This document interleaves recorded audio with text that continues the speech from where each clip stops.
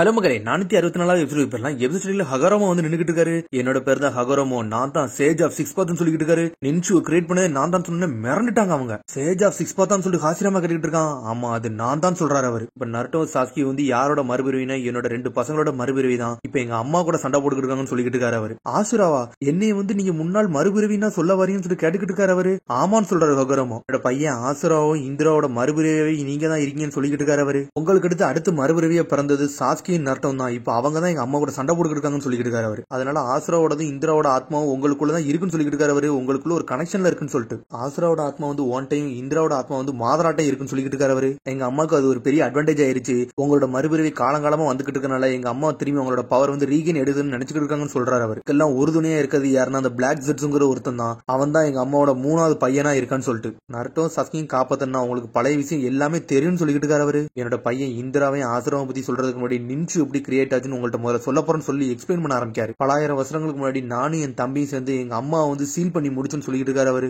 ஆனா நான் மட்டும் இங்க இருந்துட்டேன். என்னோட தம்பி ஹாமுரா வந்து எங்க அம்மாவை போய் பாத்துக்கிட்டே இருக்கணும்னு சொல்லிட்டு அவனு நிலாக்கு போய் சேர்ந்துட்டான்னு சொல்றாரு அவரு. அதுக்கப்புறம் பார்த்தா பழைய நடந்த விஷயத்த அப்படியே காட்டுறாங்க. கமமாரு, நான் உனக்கு தாண்டா தேங்க்ஸ் சொல்லணும். நீ மட்டும் இந்த சேஜ் ஜுட்சு எனக்கு சொல்லி தரலாம். எங்க அம்மாவை என்னால தோக்கடிச்சிக்கவே முடியாதுன்னு சொல்லிட்டு இருக்காரு அவரு. பிரதர், நீ இந்த இடத்த விட்டு போக போறேன்னு சொல்லிட்டு கேட்டுக்கிட்டு கமமாரு. ஆமா, நான் பண்ண தப்புக்கு நான் தான் வெளியே போகணும்னு சொல்லிட்டு இருக்காரு அவரு. இப்ப நீ என்ன பண்ண போறேன்னு சொல்லிட்டு கமமாரு கேட்டுக்கிட்டு இருக்கு. நான் போற ஜெர்னிக்கு வந்து 2 காரணம் இருக்கு. அதுல முத காரணம் என்ன, 10 டெய்ல்டு பீஸ்ட் வந்து 9 டெய்ல்டு பீஸ்ட் நான் பிரிச்சு வச்சிட்டேன். அந்த 9 அனமும் சண்டை போடக்கூடாது. அதனால ஒவ்வொன்னையும் நான் தனித்தனி ஊர்ல இறக்கி விட போறேன்னு சொல்லிட்டு இருக்காரு அவரு. அது வந்து எங்க சந்தோஷமா இருக்குன்னு சொல்லிட்டு அந்த மாதிரி இடத்துல இறக்க போறேன்னு சொல்றாரு அவரு. இந்த 2வது காரணம் என்னன்னா, நானும் எங்க அம்மாவும் சண்டை போட்டு இந்த இடமே பாதி இடம் அழிஞ்சிருச்சு. அதை அப்படியே ரீஸ்டோர் பண்ணணும்னு சொல்லிட்டு இருக்காரு அவரு. இந்த 2 காரணத்துக்காண்டி தான் வெளியே போறேன்னு சொல்லிட்டு இருக்காரு. நான் பண்ண தப்புக்கு நான் தான் பிராயச்சித்தம் தேடணும்னு சொல்லிட்டு கிளம்புறாரு அவரு. நீ போற வழி வந்து ரொம்ப டிஃபிகல்ட்டா இருக்கும்டா அப்படின்னு சொல்றாரு கமமாரு. அது எனக்கு தெரியும்னு சொல்லிட்டு கமமாரு சொல்லிட்டு இருக்கு. டே ஹகரோமோ, எனக்கு நேத்திக்கு ராத்திரி இன்னொரு ட்ரீம் வந்துன்னு சொல்லிட்டு இருக்காரு. இன்னொரு ட்ரீமான்னு சொல்லிட்டு என்ன ட்ரீம்னு சொல்லி அவர் கேட்டுக்கிட்டு இருக்காரு அவரு. ஒரு தவளையோட கனவு தாண்டா அந்த வாழ்க்கையில உள்ள விதியை தீர்மானிக்கும் சொல்லிட்டு இருக்காரு அவரு. அந்த ட்ரீம்ல அப்படி என்ன பார்த்தோம்னா, ப்ளூ கலர் கண்ணு வச்சு வந்து இந்த உலகத்துக்கு வருவான். அந்த யங் யூத் மேன் வந்து 9 டெய்ல்டு பீஸ்டே ஒன்னா சேர்த்து இந்த உலகத்தையே காப்பான்னு சொல்லிட்டு இருக்காரு அவரு. அந்த யங் மேன் வந்து இந்த உலகத்துக்கே ஒரு மிராக்கிளா கொடுப்பான்னு சொல்லிட்டு இருக்காரு. அப்ப இந்த உலகம் திரும்பி அழிய போதான்னு சொல்லி கேட்காரு ஹகரோமோ. அதெல்லாம் எனக்கு தெரியாதுன்னு சொல்லுது கமமாரு. இப்ப நான் இனிமேல் பண்றதை மட்டும் தப்பா தான் இருக்க போதான்னு சொல்லி கேட்டுக்கிட்டு இருக்காரு அவரு. நான் அப்படிலாம் சொல்ல வரல, நீ என்ன பண்ணணுமோ நீ அதை மட்டும் பண்ணுன்னு சொல்லிட்டு. ஏன்னா விதியில இருந்து உன்னால தப்பிக்க முடியாது தம்பி அப்படின்னு சொல்லிட்டு அது படுக்கு தண்ணியில குதிச்சு கிளம்பிருச்சு. சரி போயிட்டு வரேன் ஃப்ரெண்ட், உன்னோட பேச்ச கட்டு போறேன்னு சொல்லிட்டு ஹகரோமோ அப்படி நடந்து கிளம்பிட்டாரு. அங்க இருந்து அப்படி பொடிநடைய போட்டு கொஞ்சம் கொஞ்சமா அவர் படுக்கு நடந்து போய்கிட்டே இருக்காரு. பார்த்தா நடந்து போற வழியில ஒரு பிரிட்ஜே உடஞ்சு கிடக்காங்க. இதான் என்னோட ஃபர்ஸ்ட் டெஸ்ட், இதை முதல்ல நான் ரெடி பண்ணணும்னு சொல்லிட்டு பாத்துக்கிட்டு இருக்காரு அவரு. பார்த்தா பின்னாடி ஒரு வீடு மாதிரி இருக்கு. அந்த வீட்டுல இருந்து ஒருத்தன் நடந்து வரான் வெளியே. பார்த்தா அந்த உடஞ்சு கிடக்க பிரிட்ஜ்ல கல்லா கிடக்கு. அந்த கல்லை மட்டும் எடுத்து ஒதுக்கி போடுறாரு அவரு. இந்த பையன் வந்து கேட்டுக்கிட்டு இருக்கான், நீங்க என்ன பண்றீங்கன்னு சொல்லி கேட்டுக்கிட்டு இருக்காம, இந்த பிரிட்ஜை நான் சரி பண்ண போறேன்னு சொல்றாரு அவரு. அதெல்லாம் எதுக்குடா நீ பண்றேன்னு சொல்லிட்டு அந்த பையன் கேட்டுக்கிட்டு இருக்கான். இந்த பிரிட்ஜ் எல்லாத்துக்கு தேவை, அதனால நான் சரி பண்ண போறேன்னு சொல்லிட்டு இருக்காரு ஹகரோமோ. இந்த பிரிட்ஜ் எல்லாம் சரி பண்ண வேண்டாம், அதுக்கு தான் நான் இருக்குன்னு சொல்லிட்டு இருக்காம. நீ இருக்கே, நீ அப்படி என்ன பண்ணுன்னு சொல்லிட்டு அவர் கேட்காரு. இங்க இருந்து உங்களை அசால்ட்டா அந்த சைடுக்கு நான் கூட்டு போயிரும் சொல்லிட்டு இருக்காம. நான் இங்க இருந்து கிராஸ் பண்ணி அவங்க கொண்டு போய் விட்டோம்னா எல்லாரும் எனக்கு காசு தருவாங்க, நான் அது மூலியமா தான் வாழ்ந்துகிட்டு இருக்கேன்னு சொல்லிட்டு இருக்காம. அப்புறம் நீ ஒரு திருடனான்னு சொல்லிட்டு இருக்காரு ஹகரோமோ. உன்ட்ட இதெல்லாம் பேச வரல, ஒழுங்கு முறையே இந்த இடத்த விட்டு பேரு, நான் இது மூலியமா தான் சம்பாதிச்சுட்டு இருக்கேன்னு சொல்லிட்டு இருக்காம. இந்த சிச்சுவேஷன் வந்து உனக்கு தாண்டா நல்லது, ஆனா மத்தவங்களுக்கு எல்லாம் ரொம்ப கஷ்டம்டா, இதுக்காண்டி அவங்க காசு செலவழிச்சுலாம் போக முடியாது சொல்லிட்டு இருக்காரு அவரு.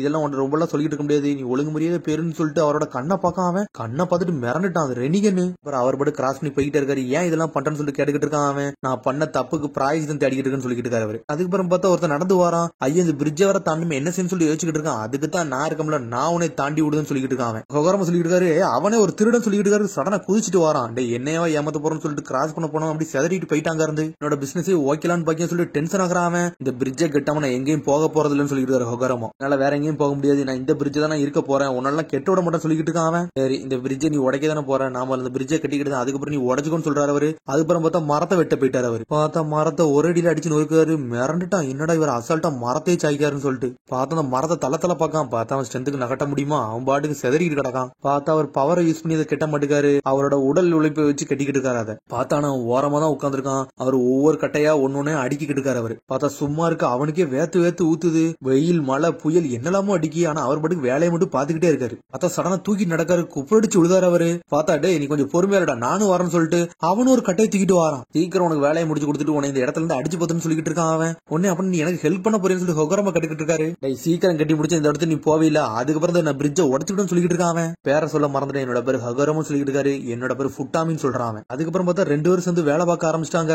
அதுக்கப்புறம் ஒரு பொடி பையன் வரான். ஃபுட்டாமி மேலத்துக்கு கள்ளத்துக்கு வீசுறான். என்னடா பண்ணிக்கிட்டு சொல்லிட்டு ஃபுட்டாமிட்ட கட்டிக்கிட்டு அந்த பையன். டே நான் அந்த பிரிட்ஜை கட்டன்னு சொல்லிட்டு இருக்கான் ஃபுட்டாமி. டே நீனே ஒரு திருட, நீனா பிரிட்ஜை கட்ட போறேன்னு சொல்லிட்டு கத்திக்கிட்டு இருக்கான் அந்த பையன். டே ஒழுங்கு மரியாதை ஓடின்னு சொல்லிட்டு இருக்காம உடனே அந்த பையன் பயந்து ஓடுதான். இதெல்லாம் பார்த்துட்டு ஹகோரமா சிரிச்சுக்கிட்டு இருக்காரு. என்னடா நீ நல்லது பண்ணாலும் திட்டுறாங்கன்னு சொல்லிட்டு ஹகோரமா கட்டுக்கிட்டு இருக்காரு. உடனே அவன் சொல்றான், அப்படிலாம் ஒண்ணு இல்ல, நான் கெட்டதான் பண்ண போறேன், இந்த பிரிட்ஜை கட்டி முடிச்சு நான் உடச்சு தள்ளிடும் சொல்லிட்டு இருக்கான் அவன். உடனே அவர் நினைக்காரு, சரி கெட்டின பரவாதானே, சரி சந்தோஷம் சொல்லிட்டு அவர் பாட்டு கெட்ட ஆரம்பிச்சிட்டாரு. அதுக்கப்புறம் ஊர் மக்கள் நினைக்காங்க, நிறைய பேர் வந்து எட்டி பார்த்துட்டு இருக்காங்க என்னடா பண்றாங்கன்னு சொல்லிட்டு. ஃபுட்டாமி சொல்றான், 3ல 1 பங்கு வேலை கூட முடியலையாடான்னு சொல்லிட்டு பாத்துக்கிட்டு இருக்கான் அவன். உடைக்கிறது ஈஸிடா, கெட்டுறது தான்டா கஷ்டம் சொல்லிட்டு இருக்காரு அவரு. உடனே ஃபுட்டாமி அது மேலே ஏப்பி நின்னுக்கிட்டு இருக்கான். இது உடைக்கிறது கொஞ்சம் கஷ்டம் தான் போலுக்கு, ஆனா இது இருந்தாலும் அதை உடச்சிரும் சொல்லிட்டு இருக்கான். சரி வாடா நம்ம சீக்கிரம் கட்டுவோம், அதுக்கப்புறம் நீ உடச்சிரும் சொல்லிட்டு இருக்காரு அவரு. அதுக்கப்புறம் பார்த்தா நிறைய மக்கள் வந்து கட்டையை தூக்கிட்டு நிக்காங்க. டே என்னடா கட்டையை தூக்கிட்டு சொல்லிட்டு ஃபுட்டாமி கத்திக்கிட்டு இருக்கான். நாங்களும் ஹெல்ப் பண்ண போறோம்னு சொல்றாங்க அவங்க. நாங்களும் தானே இந்த பிரிட்ஜில் நடக்க போறோம், ஆனா நாங்களும் கட்டுவோம்னு சொல்லிட்டு ஆளுக்கு கட்டையை தூக்குறாங்க. அதுக்கப்புறம் பார்த்தா அந்த சின்ன பையனும் கட்டையை தூக்குறான். டே சின்னதுல இருந்து தூக்குன்னு சொல்லிட்டு இருக்கான் ஃபுட்டாமி. அதுக்கப்புறம் பார்த்தா பிரிட்ஜ் வேலை வேற லெவல் நடக்கு, ஆளுக்கு கெட்ட ஆரம்பிச்சிட்டாங்க. பார்த்தா 90% வேலையை அசால்ட்டா முடிச்சிட்டாங்க எல்லாரும் சேர்ந்து. ஒரு வழியா பிரிட்ஜை கட்டி முடிச்சிட்டாங்க. உடனே ஃபுட்டாமி என்ஜாய் பண்றான். டே பிரிட்ஜை கட்டியாச்சுன்னு சொல்லிட்டு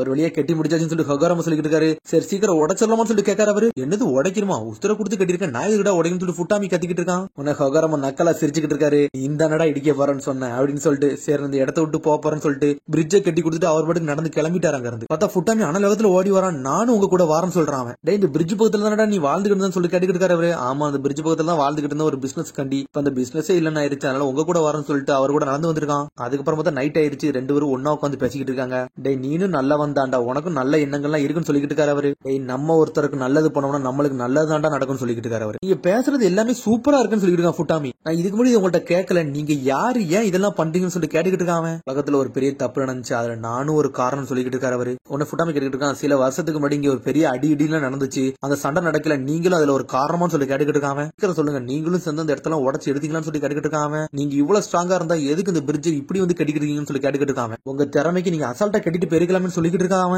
உன்னை ஹகோரமா சொல்லிக்கிட்டு இருக்காரு, ஒரு காலத்துல நான் தப்பு பண்றதுக்காண்டி இந்த பவரை யூஸ் பண்ணேன், ஆனா இனிமேல் அந்த மாதிரி நான் பவரை யூஸ் பண்ண போறதுன்னு சொல்லிக்கிட்டு இருக்காரு அவரு. மக்களுக்கு என்னோட மன நிலைமையால எல்லாத்தையும் சொல்லி புரிய வைக்க நினைக்க சொல்லிக்கிட்டு இருக்காரு அவரு. சடனா அவன் கையை கொடுன்னு சொல்றாரு. உடனே அவன் கையை கொடுக்கான். கையை கொடுத்தா உடம்புல இருந்து சக்கரா அந்த பையனுக்கு பாஸ் பண்ணி விடுறாரு அவர். என் உடம்புல ஏதோ பவர் கிடைச்ச மாதிரி இருக்குன்னு சொல்லிக்கிட்டு இருக்காம, என்னோட சக்கரா உனக்கு கொஞ்சம் கொடுத்துருக்குன்னு சொல்லிக்கிட்டு இருக்காரு அவர். இது பேரு சக்கரா, ஒருத்தருக்கும் இன்னொருத்தருக்கும் கனெக்ட் பண்ணு சொல்லிக்கிட்டு இருக்காரு அவர். இது எதுக்கு ஏன்ட்ட தந்தீங்கன்னு சொல்லி கேட்டுக்கிட்டு இருக்காம, இவ்வளவு நேரம் உன் கூட இருந்தேன், நீ நல்ல எண்ணம் காரணமா தான் இருக்கா, அதனாலதான் அந்த சக்கரா உனக்கு கொடுத்தேன்னு சொல்லிக்கிட்டு இருக்காரு அவரு. சடனா முட்டி போட்டு அவர்கிட்ட கெஞ்ச ஆரம்பிச்சிட்டான். உங்களுக்கு நான் என்ன பண்ணணும், உங்களுக்கு ஒரு அப்ரண்டிஸா நான் இருந்துகிட்டேன்னு சொல்லிக்கிட்டு இருக்காம, நான் இவ்வளவு நேரம் என்ன மாதிரி வாழ்க்கை வாழ்றேன் எனக்கு தெரியாம வாழ்ந்துகிட்டு இருந்தேன், ஆனா இனிமேல் என்னோட வாழ்க்கையே மாறிடுச்சு, நான் உங்களுக்காண்டி உதவி பண்ண நினைக்கன்னு சொல்லிக்கிட்டு இருக்கான். என்னோட வாழ்க்கையை வந்து நான் சிறப்பா ஆக்கணும்னு நினைக்கன்னு சொல்லிக்கிட்டு இருக்கான். நீ அப்புறம் மத்தவங்களுக்கு ஹெல்ப் பண்ண நினைக்கன்னு சொல்லிட்டு அவர் கேட்டுக்கிட்டு இருக்காரு. ஆமான்னு சொல்றான். இது நாள் வரைக்கும் நான் இந்த மாதிரி சந்தோஷமா இருந்தது இல்ல, அந்த பிரிட்ஜை கட்டணும் இந்த மக்கள் எல்லாம் என்ஜாய் பண்ணதை பார்த்துட்டு எனக்கு ரொம்ப சந்தோஷமாயிருச்சு, அந்த மாதிரி நான் நிறைய பேருக்கு ஹெல்ப் பண்ணணும்னு சொல்லிக்கிட்டு இருக்கான் ஃபுட்டாமி. மாஸ்டர் ஹகோரமா நான் உங்க கூட இருக்கேன்னு சொல்லிக்கிட்டு இருக்கான். ஹகோரமா சொல்லிக்கிட்டு இருக்காரு, டே ஃபுட்டாமி நான் எதே சொல்லிக் கொடுக்கணும் வந்தா நீ எனக்கு சில விஷயத்தை சொல்லி கொடுத்துட்டான்னு சொல்லிக்கிட்டு இருக்காரு அவரு. என்னோட ஜெர்னில 3வது காரணத்தை எனக்கு கண்டுபிடிச்சு கொடுத்துன்னு சொல்லிக்கிட்டு இருக்காரு அவரு. எல்லா மக்களையும் இந்த சக்கரா மூலமா கனெக்ஷன் பண்ண போறேன், எல்லாருக்கும் சண்டை இல்லாத வாழ்க்கையை கொடுக்க போறேன்னு சொல்லிக்கிட்டு இருக்காரு அவர். அதுக்கப்புறம் டே பை டே அப்படி நடந்து போய்கிட்டே இருக்காங்க. பார்த்தா இன்னொரு பிரிட்ஜுக்கு வராங்க. இன்னொரு பிரிட்ஜ் உடஞ்சு கிடக்கு. பார்த்தா ஃபுட்டாமி வரையும் ஒருத்தன் வரான். இந்த பிரிட்ஜ் உடஞ்சு கிடக்கு, உங்களை கிராஸ் பண்ணி விடணும்னு சொல்லி கேட்டுக்கிட்டு இருக்கான். சடனா ஃபுட்டாமி பத்தி கத்த ஆரம்பிச்சிட்டான். டே நீ இன்னொரு பிரிட்ஜ்ல தானடா இருந்த, ஏன் பிரிட்ஜுக்கு கூட வந்தா சொல்லி கத்திக்கிட்டு இருக்கான். உடனே சொல்றான், டே நாங்க வந்தது இந்த பிரிட்ஜை கெட்டதாண்டா வந்தோம், உன்கிட்ட எல்லாம் பேச வரேன்னு சொல்லிட்டு இருக்கான் ஃபுட்டாமி. ஃபுட்டாமி கத்த ஆரம்பிச்சிட்டான். டே நீ இன்னில இருந்து நல்ல ஆளாதான்டா இருக்கணும், இனிமேல் கெட்ட வேலை எல்லாம் பண்ணக்கூடாதுன்னு சொல்லி கத்திக்கிட்டு இருக்கான் ஃபுட்டாமி. உடனே ஒருத்தன் கேட்கான், எது கல்லுல விழுந்துட்டியாடா, என்னடா சம்மந்தம் இல்லாம பேசிட்டு சொல்லி கேட்டுக்கிட்டு இருக்கான். அதுக்கப்புறம் பார்த்தா அந்த பிரிட்ஜையும் கெட்ட ஆரம்பிச்சாங்க. அந்த ஒரு மக்கள் நிறைய பேர் ஹெல்ப் பண்ணிட்டாங்க. அப்புறம் காலங்கள் போக போக நிறைய பேர் இவர் கூட சேர்ந்து நடக்க ஆரம்பிச்சாங்க. எல்லாருக்கும் சக்கரா பாஸ் பண்ணி கொடுத்து எல்லாரும் நல்ல எண்ணத்தோட வர ஆரம்பிச்சிட்டாங்க அவர் கூட. அதுக்கப்புறம் ஒரு 9 பேர் கிரியேட் பண்ணிட்டாரு. இவர் சக்கராவை நிறைய பேருக்கு பாஸ் பண்ணி விடுதாரு அவர். அப்பதான் அந்த நின்சுவே கிரியேட் ஆச்சு, அதான் நின்சா கிரீட் கிரியேட் ஆச்சுன்னு சொல்லிட்டு இருக்காரு அவர். என்னோட மக்களுக்கு வந்து நிறைய ஹெல்ப் பண்ண, ஆனா வாழ்க்கைன்னா என்ன, பாசம்னா என்ன, பவர்னா என்னன்னே தெரியாம இருந்துச்சு சொல்லிட்டு இருக்காரு அவர். என்ன நினைச்சோம்னா ஒருத்தருக்கும் சக்கரா கொடுத்தோம்னா ஒவ்வொரு ஃபீலிங்கும் ஒவ்வொருக்கு புரிய ஆரம்பிச்சிடும், இந்த உலகத்துக்கே அமைதி நிலவுன்னு சொல்லிட்டு தான் நின்சுவை கிரியேட் பண்ணு சொல்லிட்டு இருக்காரு. அதுக்கப்புறம் காலமா அப்படி நடந்து போய்கிட்டே இருந்தோம். போய் நிறைய இடத்த ரீஸ்டோர் பண்ண ஆரம்பிச்சுன்னு சொல்லிட்டு அதுக்கப்புறம் டைல்டு பீஸ்ட் எந்தெந்த இடத்துல இறக்கணும்னு சொல்லிட்டு ஒரு பிளான் பண்ணிட்டேன், அங்கங்க அதை ரிலீஸ் பண்ணணும்னு பிளான் பண்ணிட்டேன்னு சொல்லிட்டு இருக்காரு அவர். அதுக்கப்புறம் காலங்கள் போக போக எனக்கும் நிறைய அப்ரண்டிஸ்கள் வர ஆரம்பிச்சிட்டாங்கன்னு சொல்லிட்டு இருக்காரு அவரு. நிறைய லேண்ட் எல்லாம் நாங்க ரிப்பேர் பண்ண ஆரம்பிச்சோன்னு சொல்லிட்டு அதுக்கப்புறம் நான் சாவர நிலைமைக்கு போனேன். அந்த சமயத்துல என் உடம்புல உள்ள 9 டைல்டு பீஸ்ட் நான் வெளியே எக்ஸ்ட்ராக்ட் பண்ணி ஒவ்வொரு ஊருக்கு அனுப்ப பிளான் பண்ணு சொல்லிட்டு இருக்காரு அவர். அப்புறம் மொத்தம் 9 வெளியே வந்து நின்றுட்டு இருக்கு. அப்பதான் அவர் சென்டர்ல நின்றுட்டு இருக்காரு. இதுக்கப்புறம் நான் ரொம்ப நாள் வாழ போறது இல்லைன்னு சொல்லிட்டு ஒவ்வொருத்தருக்கும் அட்வைஸ் பண்ண ஆரம்பிக்காரு. சுக்காக்கு, மட்டடாபி, இசோபு, சன்கோக்கு, கோகு, சைக்கன், சோமே, கியூ, குராம் நான் இந்த ஊரை விட்டு போக போறேன்டா, அந்த உலகத்தை விட்டே போக போறேன்னு சொல்லிட்டு இருக்காரு அவரு. எப்பவுமே நீங்க ஒன்னாவே இருக்கணும், ஒரு நாள் வரும் அப்ப நம்ம எல்லாருமே ஒன்னு சேருவோம்னு சொல்லிட்டு இருக்காரு. உண்மையான ஸ்ட்ரென்த் நீ என்னன்னு புரிஞ்சுக்கிட்டு நினைக்கன்னு சொல்லிட்டு இருக்காரு. உடனே கூறாம அப்படியே அழ ஆரம்பிச்சிட்டு அவரை பார்க்கலாம். அந்த நல்லது கண்டு அந்த உலகத்துல அதெல்லாம் இறக்கணும், ஆனா அந்த டெய்ல் பீஸ்ட் எல்லாருமே கெட்டது கண்டு யூஸ் பண்ண ஆரம்பிச்சாங்கன்னு சொல்லிட்டு இருக்காரு. உன்னை 9 டெய்ல் அடக்கணது 3rd டெய்ல் அடக்கணதெல்லாம் யோசிச்சு பார்க்காரு. அதுக்கப்புறம் என்னோட ஜெர்னி போயிட்டு இருந்துச்சு, என்னோட 3 கோலையும் ஒரு வழியை அச்சீவ் பண்ணி முடிச்சுன்னு சொல்றாரு. அதுக்கப்புறம் என்னோட ஊருக்கு நான் திரும்பி வந்தேன், என்னோட இடத்தையே நான் வந்து நின்சுக்கு ஹெட் குவார்ட்டர்ஸா மாத்திட்டேன்னு சொல்லிட்டு அதுக்கப்புறம் ஒரு பொண்ணை மேரேஜ் பண்ணேன். அதுக்கப்புறம் எனக்கு 2 குழந்தைகள் பிறந்தாங்க. இந்த 2 குழந்தைங்க பேர் தான், ஒன்னு பேர் இந்திரா, இன்னொருத்தன் பேர் ஆஷுரான்னு சொல்லிட்டு இருக்காரு. அந்த 2 பசங்களோட அம்மா வந்து குழந்தை பிறந்ததுக்கு அப்புறம் அவங்களுக்கு உடம்பு சரியில்லாம அவங்களும் இறந்துட்டாங்கன்னு சொல்லிட்டு, ஆனா என்னோட குழந்தைங்க வந்து நல்லபடியா வளர்ந்தாங்க, நல்லா ஸ்ட்ராங்காவும் வளர்ந்தாங்க, ஹெல்த்தியா வளர்ந்தாங்கன்னு சொல்றாரு அவரு. தம்பிக்கு ஒண்ணுன்னா அண்ணன் எப்பவுமே உதவி பண்ண அந்த இடத்துல இருந்துகிட்டே இருப்பான், ஆனா தம்பி எப்பவுமே அன்னைக்கு ஈக்குவலா இருக்கும்னு நினைப்பான்னு சொல்லிட்டு அந்த சமயத்துல எதையுமே யோசிச்சே பார்க்கல, ஒரு இருட்டு வந்து என்னோட மகன்களை சூழ்ந்து வந்துகிட்டு இருக்குன்னு சொல்லிட்டு அப்படின்னு சொல்றாரு. பார்த்தா அதோட எபிசோட் முடியுது. அதுக்கு அடுத்த எபிசோட் சந்திப்போம். மறந்து சப்ஸ்கிரைப் பண்ணுங்க, ஷேர் பண்ணுங்க, கமெண்ட் பண்ணுங்க, பெல் பண்ணுங்க. see you, bye.